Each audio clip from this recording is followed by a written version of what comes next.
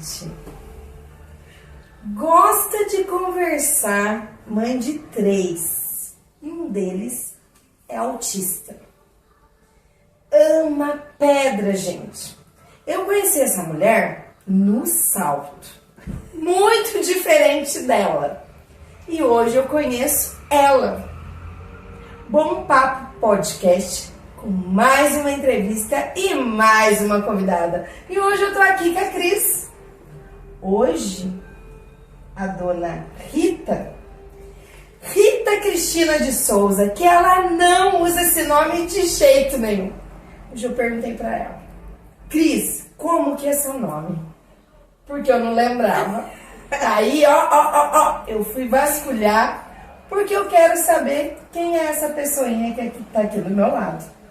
Eu conheço um pouco, mas hoje vocês vão conhecer. E aí, dona Cris, hoje é você que tá aqui. Nossa, é muito emocionante, assim, amo você de paixão, né? A gente ficou distante muitos anos, mas por conta do trabalho e da vida. De fato, eu uso pouco meu nome Rita Cristina, poucos me conhecem, só da minha família mesmo. Mas eu passei a usar o Cris por conta de um trabalho que tinha muitas Ritas. Aí eu falei, para não fazer confusão, eu dou um jeitinho. Então eu vou ser a Cris. Essa mulher gosta de yoga, gosta de música. Tem muita coisa aí nessa mulher, né?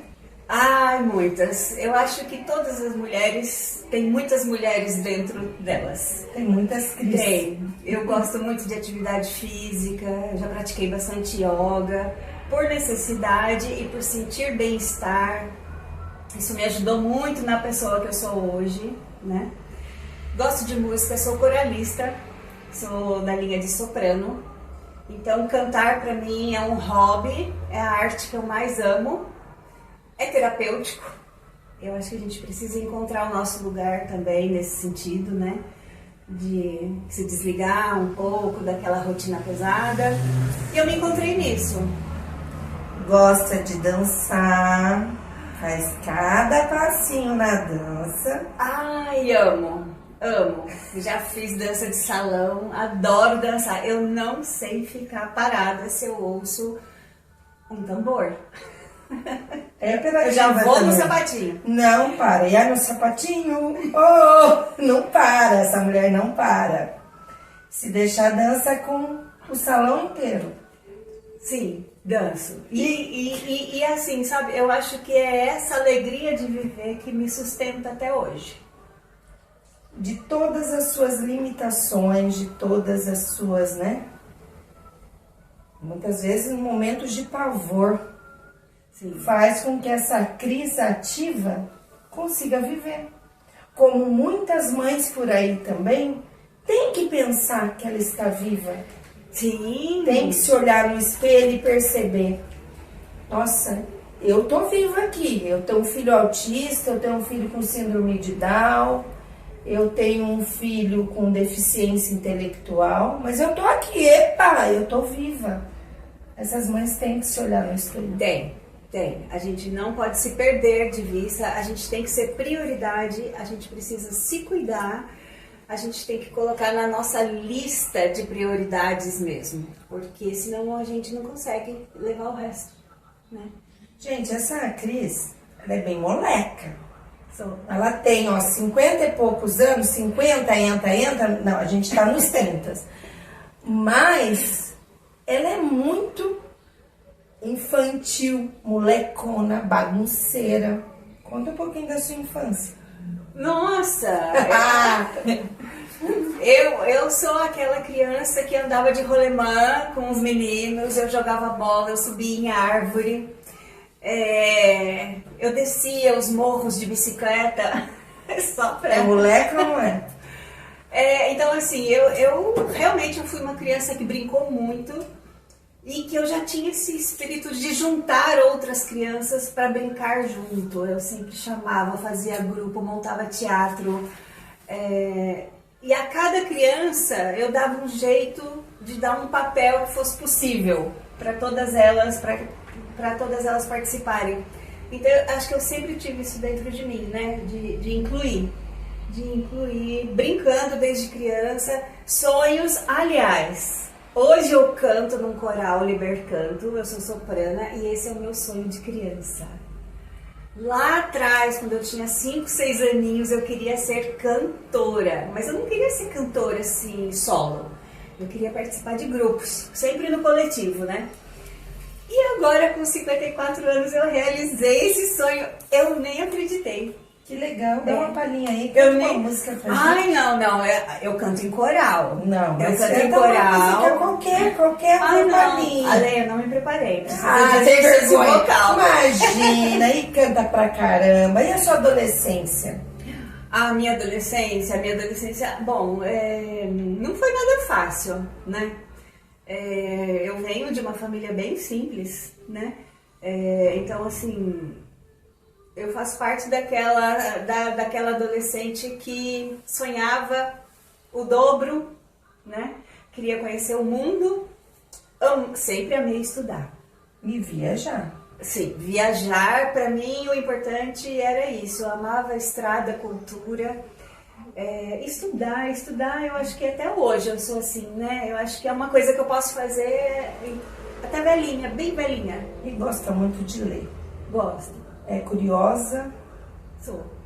Que gosta de embutir no dentro do livro e entender o porquê. Sua família, seus pais, seus irmãos... Olha, minha mãe já faleceu, mas ela foi uma mãezona? Super, hiper, mega. E parece que a gente só de fato entende e percebe depois que vai, né? Isso daí é uma coisa que me marcou bastante. A gente entende o que é de fato ser mãe quando a gente... vive pela mesma situação que a nossa mãe viveu e a gente entende de verdade a mulher, né? Depois que ela se vai, eu comecei a entender a minha mãe como a mulher que ela foi, podia ter sido, das lutas dela. A minha irmã era uma menina com deficiência, né? Então eu cresci nesse ambiente, eu vi as batalhas da minha mãe. A minha mãe, a primeira mãe atípica que eu conheci. Eu não... Esse termo nem era usado ainda, né? Então, hoje... Você pode saber que depois de um tempo você também... Você tem um hobbies, mas nem tudo a gente gosta. E o que você não gosta? E de gostar, você gosta de muitas coisas. E o que você não gosta de fazer, que você é obrigada a fazer? Pergunta difícil. Sim. Não, olha, então, porque assim, eu vou pontuar, tá? O que eu não gosto hoje.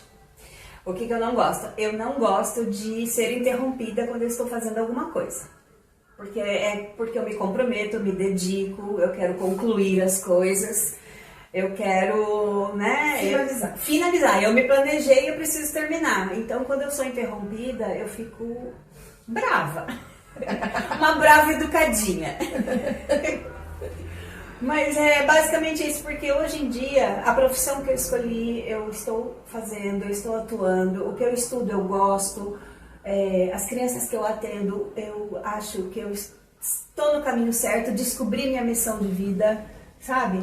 Hoje em dia, cuidar do canto do Cauê, das coisas que são importantes para ele, criar aquele ambiente bom para ele, né? Harmonioso, a comida que ele gosta... Essas coisas também são importantes para mim, não só o trabalho, sabe? Trabalho, estudo, mas o cuidar.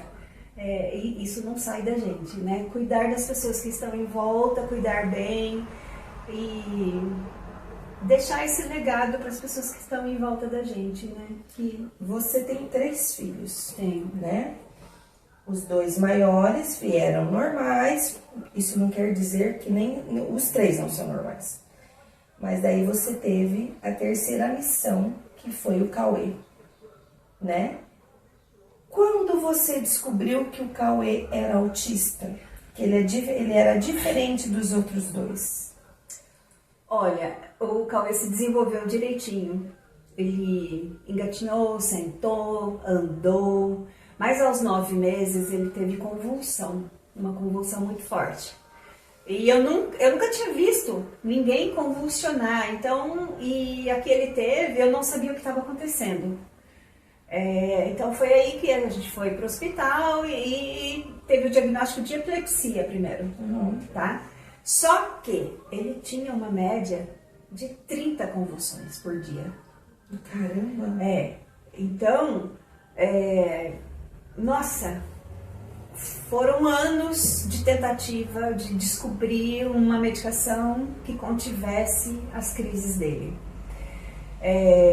E aí eu fui reparando, e ele começou a tomar Gardenal com 9 meses, né? Há 20 anos atrás, você já imaginou? Então, assim, as convulsões geram perdas neurológicas, né? Neurônios morrem.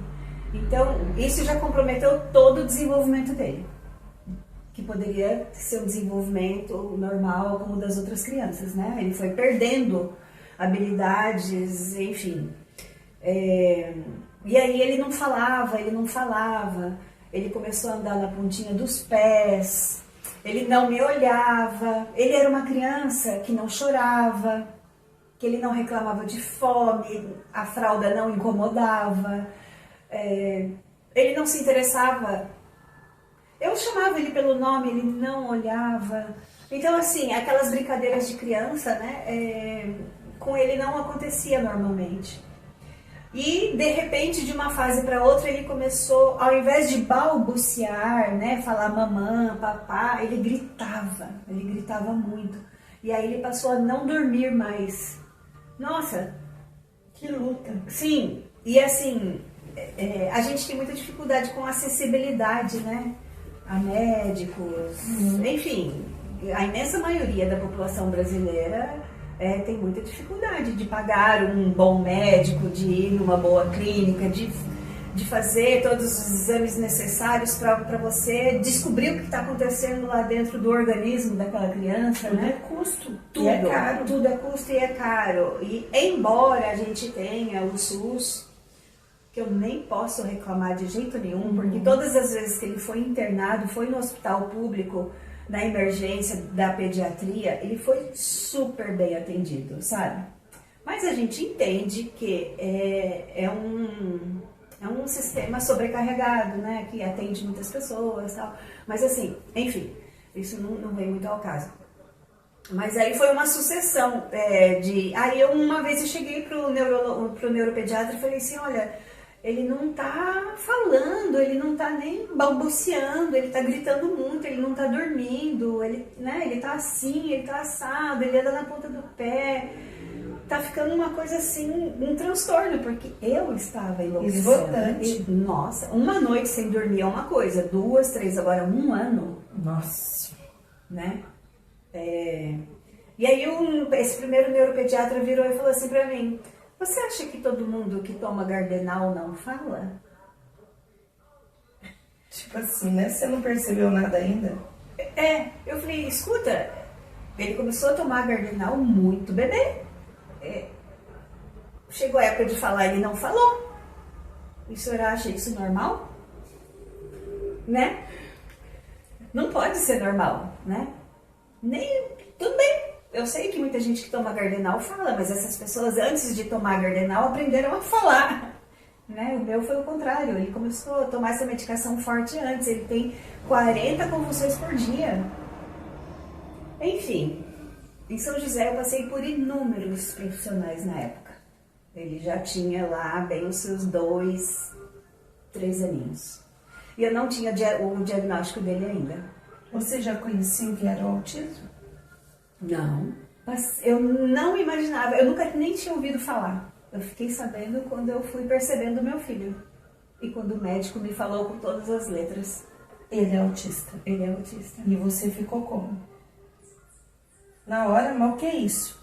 Então, eu já estava desconfiando, porque afinal de contas foram anos, né? Sim. E eu sou aquela pessoa que eu vou ler, que eu vou buscar, né? Inclusive, esse mesmo médico falou assim pra mim, porque eu cheguei lá com artigos, né? Artigos que falassem sobre isso e tal. E falei, olha, doutor, eu tô lendo sobre isso, é muito parecido com o meu filho, né? O senhor acha que procede? Eu tenho muita dúvida, porque às vezes a gente busca coisas pela internet e que não são exatamente qualificadas, né? Assim, com fundamento, sérias. Aí sabe o que ele falou pra mim? Ele falou, médico aqui sou eu. Gente, como tem, né? Os médicos ignorantes. Não, eles não escutam as mães, eles não escutam a gente. É chocante isso. Ele falou assim pra mim, você vai ver caras contigo, médico aqui sou eu. Mas quem é mãe sou eu, quem aguenta sou eu. E eu com ele no colo, sabe? Gente, assim foi o começo. Assim foi o começo. Quantas mães passam por isso? Sim, eles não escutam a gente. A gente está percebendo que a criança não está desenvolvendo as habilidades que precisa. E eles falam, calma, mãe. Cada um tem seu tempo, sabe essa história? Parece um deboche, não parece? E eu considero um insulto. Eu considero com certeza. Um insulto. Mas enfim, fui ter o diagnóstico do Cauê quando ele tinha 4 anos. Que aí eu fui lá para o Instituto da Criança em São Paulo. E passei num neuropediatra lá, Dr. Erasmo Casella, lembro até hoje. E, aliás, quando eu fui para São Paulo para saber o que meu filho tinha, eu já estava viúva. Fiquei sabendo depois, hein? Tem mais essa. Tem mais essa. Fiquei sabendo 1 ano depois. Eu fiquei, sabe, pra mim foi um bálsamo saber o que ele tinha. Porque agora eu tinha um caminho para trilhar. Agora sim, agora eu sei como fazer, agora eu sei onde buscar o que a gente precisa, né? E esse médico foi uma luz? Foi. Por quê? Foi uma luz porque, primeiro que foi uma consulta de mais de 2 horas, né? Ele fez todos os testes possíveis com meu filho em consulta. Então, assim, ele realmente parou para nos escutar, ele avaliou o Cauê nas situações ali que ele achava que era necessário para testar a habilidade dele. Ele conversou bastante comigo sobre o histórico, desde gravidez, parto, desenvolvimento, todas as questões associadas com a epilepsia, né? Ele me, assim, sabe, eu lembro até hoje. E no final ele falou assim, olha mãe, você pode ficar tranquila. Mal sabia eu que o desafio estava por vir ainda, né? Que tudo aquilo era só o começo. Você pode ficar tranquila. Na época ele falou assim, ele tem transtorno global do desenvolvimento. Porque ainda não dava para ser assertivamente, como é hoje, autismo, né? Que o transtorno naquela época poderia ser várias coisas. E aí eu falei, nossa, agora tudo bem, eu sei que a batalha não tá... Eu sei por onde começar. Não tá ganha, mas eu sei por onde começar, eu sei o que você tá fazer. vendo que esse médico foi bem humano. Foi. Ele largou tudo. Ali naquele momento ele não era um médico, ele era um ouvinte. Exatamente. E é isso que falta. Ale, uma escuta qualificada, aquela pessoa que respeita a gente. Sim. Sabe? A pessoa que olha nos olhos quando tá conversando, ela não desvia o olhar, ela tá te dando a atenção que você merece. E ela tá seguindo o trâmite da conversa, ela tá questionando, acompanhando o raciocínio, e ao mesmo tempo olhando para a criança e observando, porque no consultório dele tudo era preparado para avaliar a criança. Olha, ele foi um divisor de alma. Foi. Ele foi uma pessoa que tinha que ser o primeiro médico que te atendeu e que atende todos os outros. Sim, ele é aquele cara que abriu a porta. Bom, aí a gente seguiu. Qual o seu maior medo hoje, Cris? Olha, eu converso com muitas mães, né? Eu tenho contato desde aquela época. Isso foi um divisor de águas também. Manter contato com outras mães pra gente trocar experiência, vivência, né? Então, acabou que os nossos filhos cresceram, vieram desenvolvendo juntos, né? A gente acompanhou um filho da outra, isso é muito importante, porque a gente se ajuda, se apoia. Andar de mãos dadas. Nossa! Isso é importante. Porque todo mundo tem os seus problemas, tem as suas limitações, tem as suas dúvidas. E como é bom, como é ótima essa corrente do bem de um ajudar o outro. Ale, é essencial. A gente não pode se isolar, é o contrário. A gente tem que trocar, a gente tem que conversar, falar das nossas angústias, dos nossos medos. Se isolar, traz depressão, Não, traz aí desespero, traz solidão. E daí, ao invés de ter ajuda, você vai acabar piorando cada vez Sim, mais a situação. não, a gente mergulha num abismo e as crianças precisam da gente. Porque, na verdade, lidar com desafios é cada dia. Sim, sim. É todo dia uma novidade. Pensa que você vai trabalhar com uma criança, vai conviver com uma criança que o desenvolvimento dela é todo atípico. Ela é uma criança neurodivergente, em que todos os marcos do desenvolvimento da criança precisam acontecer com ela. Só que vai acontecer de forma alterada. Tudo que você conhece sobre criança pode ser diferente. Então, assim, nasceu essa criança, nasceu a mãe atípica também. Sim. Vai ser o resto da vida. Vai ser. A gente sabe que é para sempre. Você sabe que dos maiores medos das mães atípicas é quem vai cuidar do meu filho quando eu não estiver aqui, né? Eu trabalho isso há muitos anos na minha cabeça, sabe? E qual é a forma que eu lido com isso?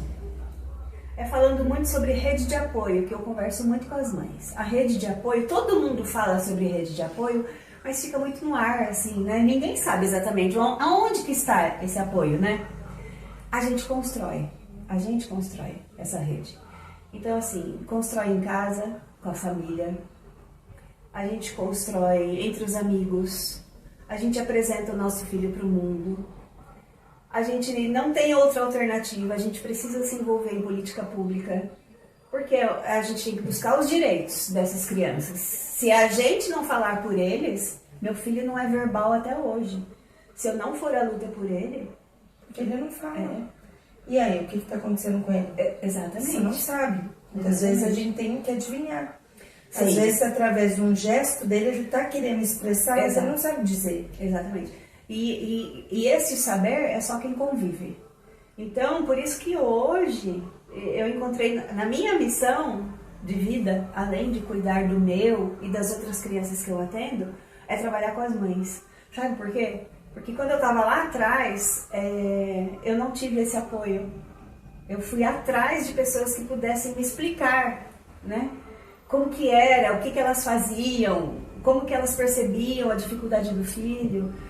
O meu maior problema na época chegou a época da escola, né? E agora? Meu filho não fala. Como que eu vou saber se ele vai sofrer bullying, se ele vai ser maltratado, se ele vai passar alguma falta, se ele vai ser agredido, se ele vai chorar? São muitas dúvidas. Nossa, é uma angústia sem precedentes. E quando ele volta, você fica naquela, será que deu tudo certo? Será que tá tudo bem?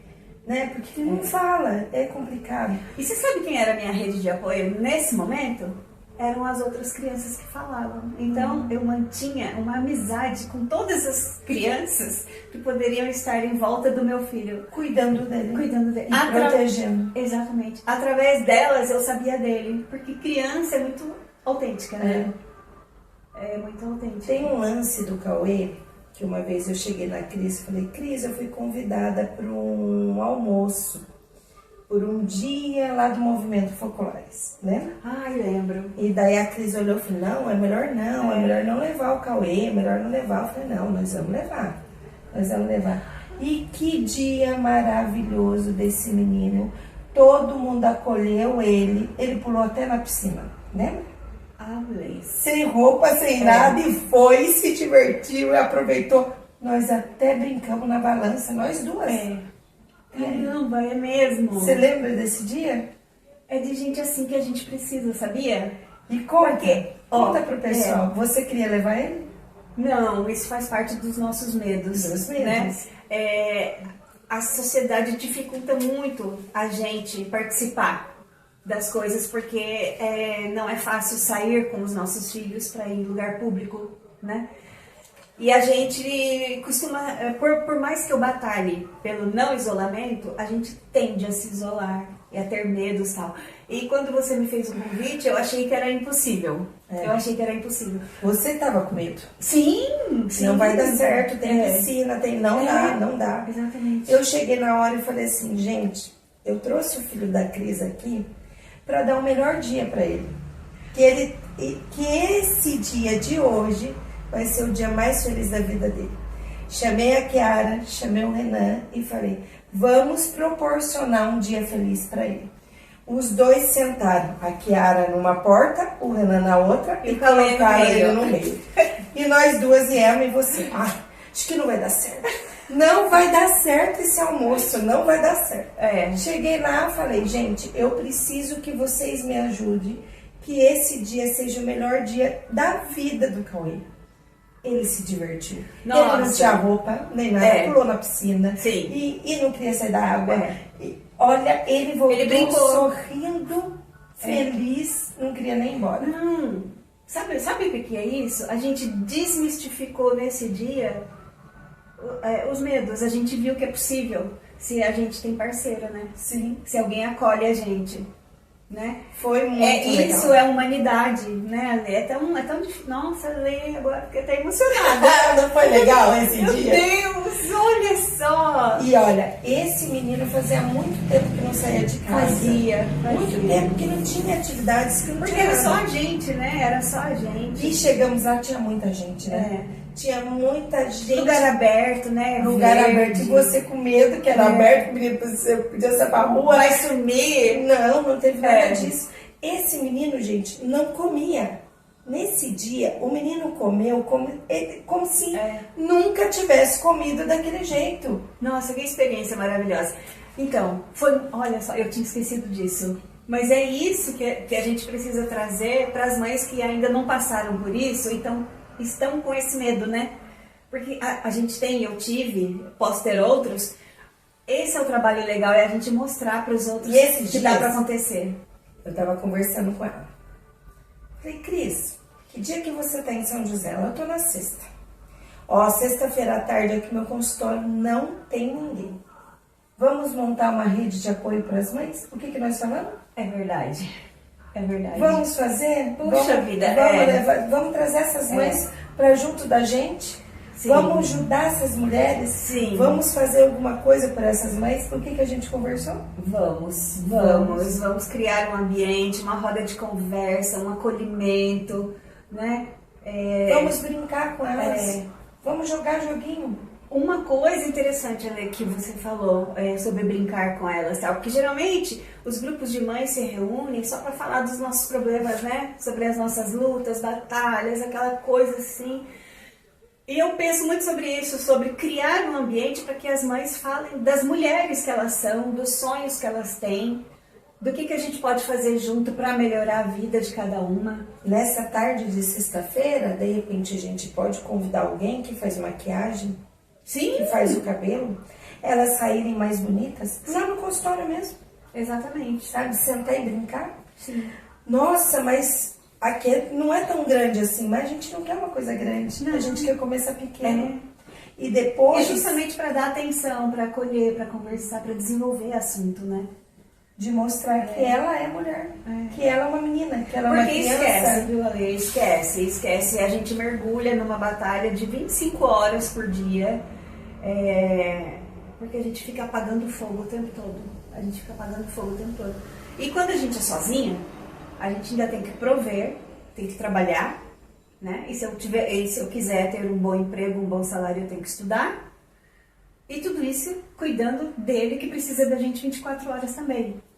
Então, assim, é desumano, né? É desumano. Lá atrás, quando eu falei pra você assim, Cris, eu queria muito que você trabalhasse comigo. Lembra? Lá atrás. Acho que eu tava na faculdade. Você começou a fazer a faculdade depois de tanto conversar comigo que você se encantou pela psicopedagogia. É verdade. E eu dava aula de pós-graduação, eu dava aula de faculdade, essa corre pra lá, corre pra lá. Você falava, Lê, como que você dá conta? Até da rádio, né? Até dos meus filhos. Daí você falou, eu vou fazer psicopedagogia também. Eu falei, faz, Cris, faz, qualquer coisa eu te ajudo. Quantas vezes você também me ajudou nos meus trabalhos? Né? É verdade. Quantas vezes que a gente se ajudou, tanto com a Kiara, com o Renan, fazendo TCC. Sim, sentava, fazia TCC juntas, uma ajudando a outra. É verdade. E você foi para a área da psicopedagogia, do mesmo jeito que eu já estava. E eu falava para você, vai fazer palestras, vai fazer isso, vai fazer aquilo. Eu tenho vergonha nada, vergonha é ficar lá atrás. Vai e se embute nisso. Daí esses dias você falou pra mim assim, eu não tô conseguindo gravar com câmera. Esquece que tem câmera. Fala o que você tiver que falar, não foi? E daí eu falei pra você assim, Cris, lembra aquele sonho lá de trás? Por que a gente não vai botar isso agora em prática?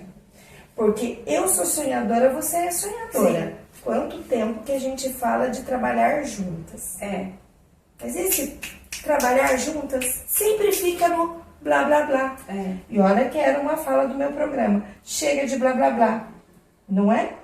É verdade. E vamos deixar acontecer. Olha, em poucas palavras, você contou uma trajetória aí, de fato. Fui fazer a pedagogia, depois de tudo que eu da minha batalha com o Cauê, fui fazer a pedagogia, fui fazer a psicopedagogia, comecei a trabalhar, tímida, né? Com vergonha de falar, o seu oposto, né? Porque você já pegava no microfone com toda habilidade e eu travadíssima. E hoje, você vê uma linha do tempo, né? E hoje eu trabalho com palestras, eu trabalho na formação, né? Com live. Com live, eu trabalho com gestores, professores, já trabalhei com oficinas de mães de autistas, nível 3 de suporte, que é uma batalha realmente das mais pesadas. E agora eu tô aqui com você, quase 15 anos depois, na frente das câmeras. Detalhes, essa mulher já fez de tudo. Ela não foi só essa Cris. Ela trabalhou onde mesmo que você trabalhou? Vamos pensar? Olha, sinceramente, quando eu tava, antes de eu fazer faculdade, olha, agora eu vou longe, hein? Antes de eu fazer faculdade, eu fazia marmita para vender. Quando o Cauê era pequenininho, eu fazia doces para vender. Eu fazia bijuteria para vender, vendi muitas. Porque é amante das pedras. Sou amante das pedras, fui fazer um curso de joalheria artesanal, fiz cerâmica. Eu acho que eu nunca parei de trabalhar. Artesã, empreendedora, essa loucura toda, mas não deixava de fazer as coisas. E também trabalhou com modelo, lembra? Brincadeira de menina. Né? Trabalhou com modelo. Brincadeira de menina. Trabalhava com vários modelos. O que mais Sim. você fez mesmo, Cris? Você até esqueceu dessa parte. Sim, passou. Nossa. Tirou várias fotos de modelo. Sim. Você viu quanta coisa tem por trás de você? Nossa, mas eu era muito menina, acho que eu tinha uns 14, 15 anos. Você se considera uma fonte de inspiração para as pessoas? Olha, eu acho que seria assim, presunção minha, né? Mas eu tenho vontade de inspirar as pessoas. Eu desejo estender a mão para que elas consigam sair do lugar que elas estão. Sabe? Isso é um desejo. Se depender de mim, eu vou fazer de tudo para que quem estiver do meu lado cresça também. Então, eu acho que o princípio de tudo é o desejo, né? Não desanima fácil uma fala sua no Instagram, enquanto pode fazer a lei. Uma frase sua lá. Você viu como eu vasculhei seu Instagram? Vasculhei. Descobri até que seu nome, lembrei que seu nome era Rita. Pois é. Não, de fato, eu sou uma pessoa assim, a minha natureza é persistente, eu sou perseverante, eu vasculho para descobrir meu caminho, sabe? E se tem obstáculo, eu contorno. Eu não vou bater de frente, eu não vou lutar, eu vou contornar e vou seguir o meu caminho, porque eu me foco. Sim. E ela achava que ia morrer sozinha, que ela não ia ter ninguém, que ela não ia ter um amor. Né? Que horas? Quando? E não tem? Pois é, isso foi um outro desafio. E não tem? Eu sou viúva há 15, 16 anos, né? E eu namoro há 6 anos. Então, assim, eu fiquei bem uns 10 anos só na batalha, só no estudo, só no trabalho. Eu não via como encaixar isso. E a chave que ninguém me ama, ninguém me quer. Nossa, era tão... A luta da gente é muito... O dia a dia nosso é muito pesado, né? Sinceramente, eu falei assim, gente, eu acho que quem conhecer minha vida vai fugir.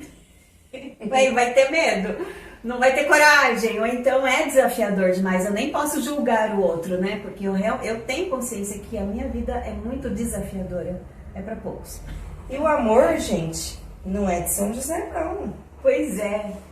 Olha, achando que o problema, a dificuldade era aqui, de ter alguém aqui, fui buscar longe. Foi parar em São Paulo. Na verdade, olha como que é a coisa bacana, né? Foi tudo muito natural. Eu nunca tive em busca, sabe? Eu nunca fui essa pessoa assim, sabe? Eu preciso sair para encontrar alguém. Não. Eu acho que eu não sou assim. Eu acho que eu nunca fui. Eu gosto das coisas espontâneas, assim, bem naturais. E por eu me obrigar a de vez em quando sair, eu gosto muito de sarau, você sabe, né? Eu sempre participei muito de sarau aqui na cidade, eu gosto de literatura, eu gosto de música, eu gosto de arte.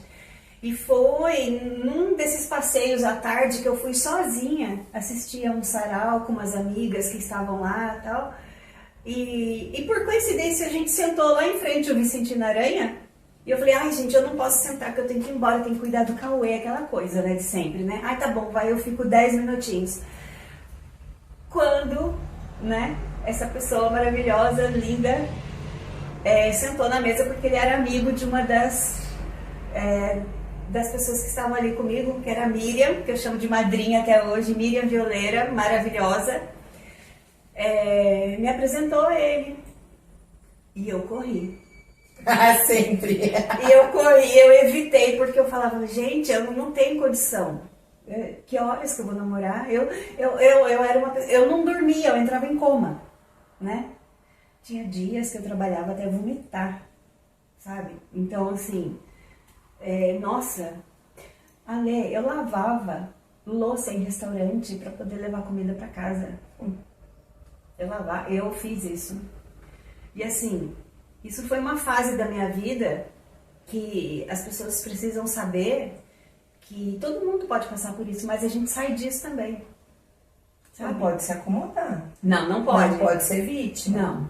Vou te contar, nos últimos 10 anos da minha vida foram os últimos 10 que eu mais cresci. A partir do momento, olha, eu fiz Enem.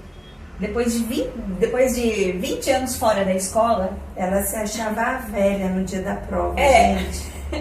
Sério. Ela foi fazer a prova, um monte de molecada, e só ela lá no meio. É isso mesmo. Ela falou, Alessandra, me sentia vovó idosa. Fiz Enem. Olha, teve gente que falou assim pra mim, duvido que você vai passar tantos anos fora da escola, né? Você sempre foi muito inteligente. Sim. Eu estava fora da escola, mas eu nunca deixei de ler. Eu nunca deixei de estudar, nunca deixei de ter interesse e curiosidade. Fiz Enem, eu era uma pessoa viúva com 3 filhos menores, não tinha condição de pagar a faculdade, nada disso. Fui atrás do ProUni. Então, tive bolsa 100%, senão eu não conseguiria estudar. Bom, e aí, a partir daí, deslanchou, né? Eu nunca mais parei mesmo. Mas você já fugiu. E o amor? É o amor. Ela foge, gente. Ela foge. Gente, ela encontrou um amor que veio parar em civilização. E no fim, essa mulher não tinha tempo pra nada. Só que eles namoram à distância, gente. Tá vendo como arruma jeito pra tudo? Então, eu não via tempo, mas é aí que tá. Quando a gente se coloca na lista de prioridade, a gente vai encaixando, sabe? Você consegue.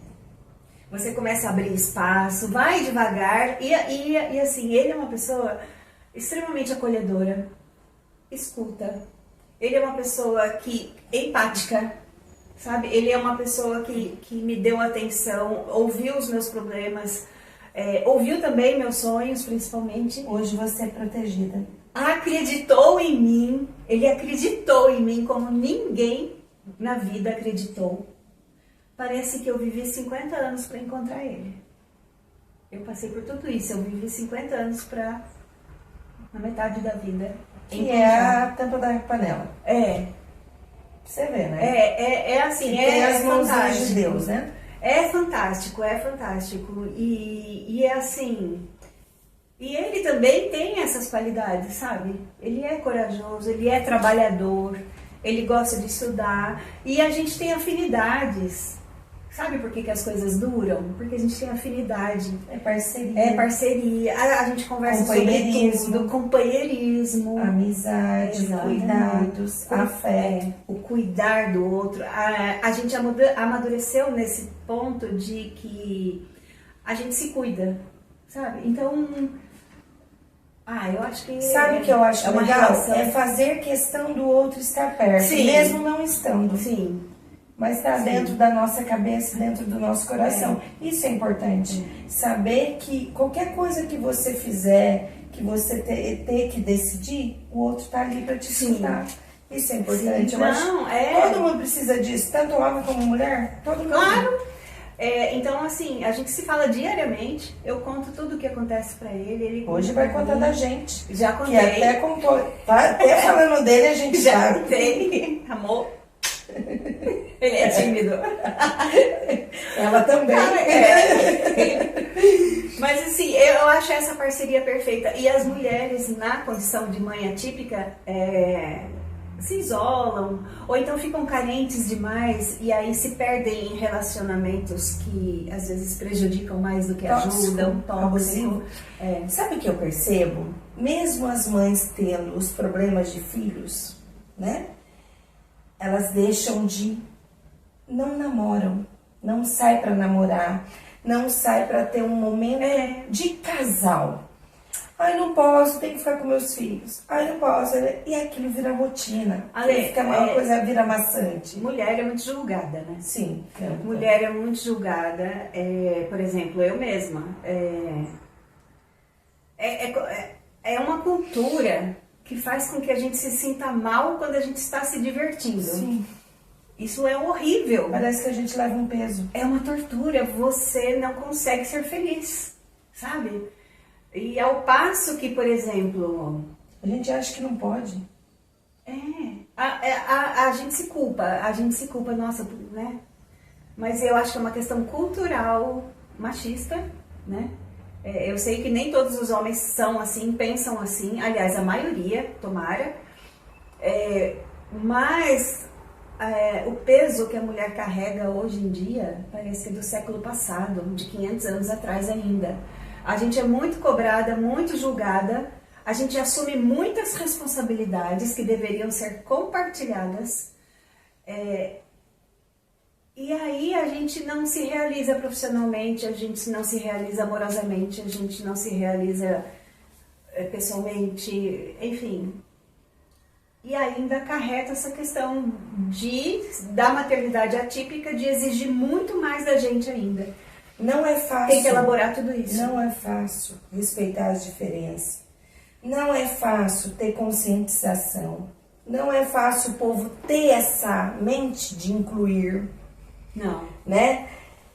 Da gente se preocupar constantemente com o nosso filho, se um dia ele vai ter autonomia, vai ter a sua independência de caminhar com as suas próprias pernas. Sim, essa é uma batalha diária. Na verdade, é uma batalha constante. Né? Constante. De muita luta. Mas nós, como pais e mães, temos que de uma forma ou outra se unir, ter essa rede de apoio e eliminar isso.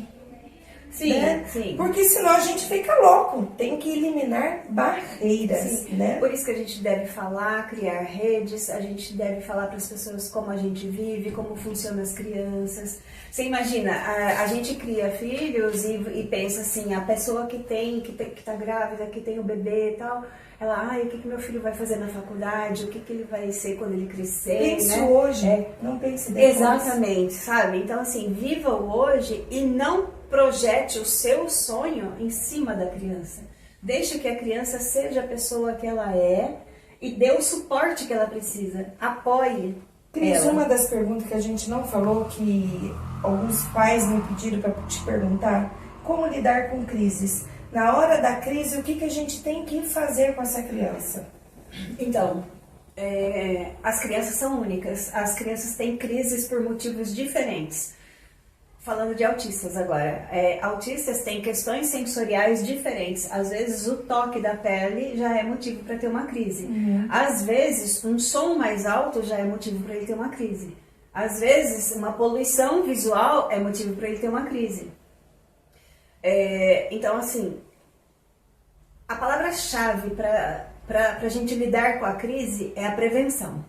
Conheça bem o que estressa a sua criança. Conheça bem o ambiente que a criança está e perceba o que pode causar crise, porque a gente começa a evitar, amenizar, a gente muda o ambiente. Agora, se a criança teve a crise, como fazer, né? Então, assim, primeiro, vai variar de criança para criança de novo, mas geralmente a gente não costuma falar demais no ouvido dela para ela se acalmar, porque isso não é uma escolha. Ela não tá... Ela nem sabe o que ela tá fazendo. Exatamente, ela não tem esse autocontrole. A crise é a perda total do controle. Então não adianta você falar pra criança, calma, eu tô aqui, mamãe te ajuda e põe a mão, às vezes pôr a mão é pior. Então assim, libera o ambiente, deixa a criança soltar, expressar, liberar. Se certifique que o ambiente é seguro. Sabe? Que não tem uma faca, não tem uma tesoura, não tem nada cortante. Exatamente, não tem uma quina, um vaso, algo de vidro.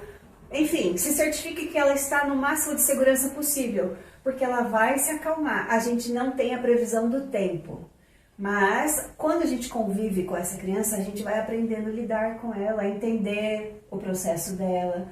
Tem crianças que a gente pode sim abraçar. Tem crianças que preferem se deitar no chão. Muitas crianças têm crise na escola e se jogam no chão. E todo mundo fica tentando levantar essa criança. Porque nós já vimos uma reportagem há um tempo atrás de um menininho que teve uma crise na escola, que ele saiu quebrando tudo, falando vários nomes feios, tal. Filmaram o menino, deixaram o menino mais nervoso, mais irritado. O menino foi quebrando toda a escola, tal. Jogaram isso na rede e tal. Isso aí acabou virando uma coisa assim absurda, né? Sim. Então não é assim que resolve. Não, de jeito nenhum. Eu tenho vários pontos para ponderar sobre isso. Primeiro, a gente tem que preservar a criança.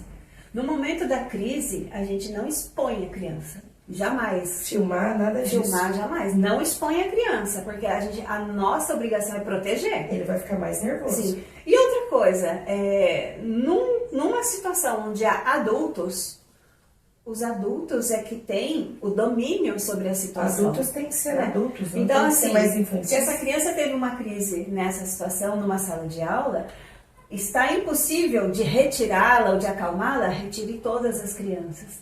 Torne o lugar seguro, acalma, permaneça no ambiente, pelo menos uma ou duas pessoas no máximo, porque quanto mais gente é não pior. Plateia. Não, de jeito nenhum. Gente, isso aí eu considero uma violência contra a criança. Isso é um crime. A exposição da criança num momento de vulnerabilidade dela. Sim. Jamais. Amiga, eu quero agradecer pela sua participação no podcast. Foi maravilhoso o nosso bom papo. Eu acho que esse assunto é bem polêmico. De repente, mais pra frente, a gente vai pegar um assunto e vai abordar aquele assunto. Sim. Né? Porque falar de autismo, falar de deficiência intelectual abrange muitos assuntos que são muito importantes, que não num período de podcast você vai conseguir falar tudo. Não. Né? E autismo é um espectro, né? O autista, Sim. Ele pode ser só autista, ele pode ser um autista disléxico com TDAH, Sim, com tanta TPAC, coisa. Enfim. Tanta coisa, mas eu quero agradecer. E agora, gente, a partir de agora, na entrevista da Cris, se inscreva no canal, siga o canal, porque a gente quer levar essa rede de apoio, esse falar, né, essa nossa conversa para muito mais mães. Sim, essa é a minha intenção, é a minha missão.